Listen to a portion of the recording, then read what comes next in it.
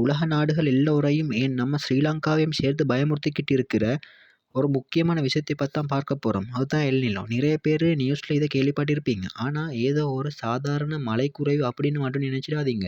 இது உலகத்தோட காலநிலை தலைகீழா மாத்தக்கூடிய ஒரு மிகப்பெரிய இயற்கையோட விளையாட்டு. அது என்ன?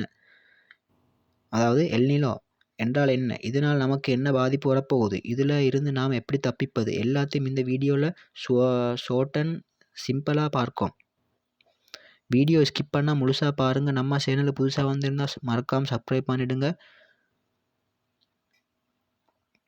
எல்நிலோ என்றால் என்ன?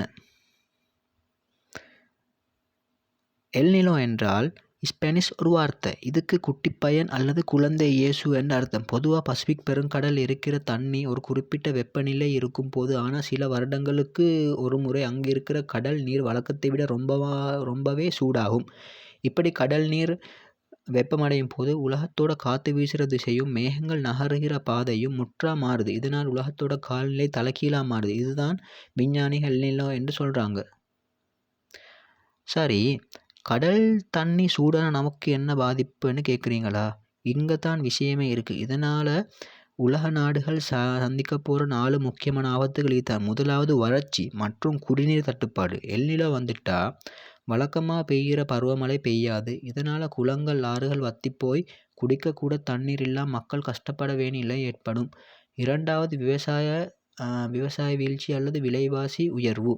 நம்ம ஊர்ல நெல் விவசாயத்துக்கு மழை ரொம்ப முக்கியம். மழை இல்லாம பயிர்கள் கருகிடும். இதனால சந்தையில அரிசி, காய்கறிகளோட விலை தாறுமாறா உயரும். 3வது கரண்ட். ஸ்ரீலங்காவுல நாம் அதிகமா நீர் மின்சாரத்தை நம்பித்தான் இருக்கோம். குளங்கள்ல தண்ணி குறைஞ்சா கரண்ட் தயாரிக்க முடியாது. அப்புறம் ஒரு நாளைக்கு பல மணி நேரம் பவர் கட் வரும். 4வது அதீத வெப்பம். சாதாரண வெயில் இல்லாம உடம்பை சுட்டெரிக்கிற அளவுக்கு வெப்ப அலை வீசும். இதனால மனிதர்களுக்கு நீரிழப்பு, அம்மை போன்ற நோய்கள் வரலாம். கால்நடைகள் பாதிக்கப்படும். அதிகம் பாதிக்கப்படப் போகும் நாடுகள் ன்னு பார்த்தீங்கன்னா,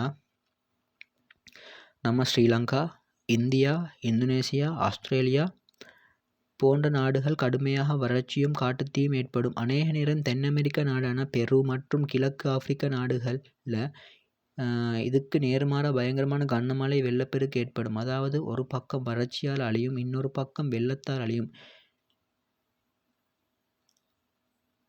அப்போ இதுல இருந்து நாம் எப்படி தப்பிக்கிறது? எல்நிலோவை நம்மால் தடுக்க முடியாது. ஆனால் நாம சில விஷயங்களை செஞ்சு நம்மை பாதுகாத்துக் கொள்ளலாம். தண்ணீரை சேமிங்க. இப்போ தண்ணீரை வீணாக்கிறதை நிறுத்தி சிக்கனமா பயன்படுத்த பழகிக்கணும். ஆரோக்கியத்தை பார்த்துக்கோங்க. வெயில்ல காலம் வர்றதால நிறைய பேருக்கு நிறைய தண்ணி, இளநீர், மோர் குடிச்சு உடம்பை ஹைட்ரேட்டா வச்சுக்கோங்க. 11 மணியில இருந்து 3 மணி வரை வெயில் அதிகமா அலையாதீங்க. வீட்டுத் தோட்டம் போடுங்க. காய்கறி விலை உயர்வை சமாளிக்க வீட்டுல சின்ன ஒரு தோட்டம் போட்டு தக்காளி, மிளகாய், கீரைன்னு வளர்க்க ஆரம்பிங்க. இப்ப இயற்கை நமக்கு தர எச்சரிக்கை தான் இந்த எல்நிலோ. நாம் முன்கூட்டியே விழிப்போடு இருந்தா இன்ஷா அல்லாஹ் இந்த பாதிப்புகள்ல இருந்து கண்டிப்பா தப்பிச்சுக்கலாம்.